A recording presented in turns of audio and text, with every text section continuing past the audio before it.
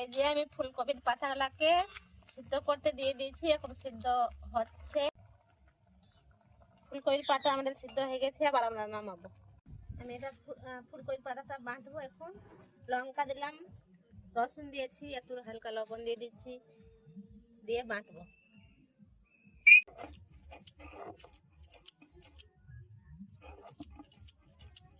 আর বাটা হয়ে গেছে সম্পূর্ণ, এবার আমরা তুলে নেব শিলপাটা থেকে।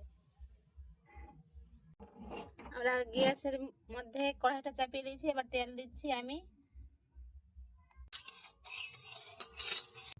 আমরা এখন রসুন দিয়ে দিচ্ছি, লঙ্কা দিয়ে দিচ্ছি, কালো জিরা দিয়ে দিচ্ছি, দিয়ে একটু নাড়াচাড়া করে নেব। হয়ে গেছে, আমরা এবার আমরা দিয়ে দিচ্ছি এখন।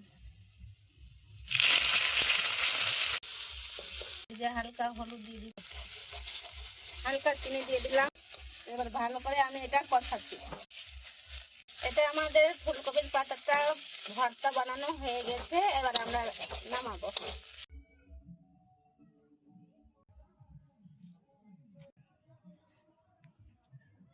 সেই টেস্ট লাগছে, সেই সুন্দর।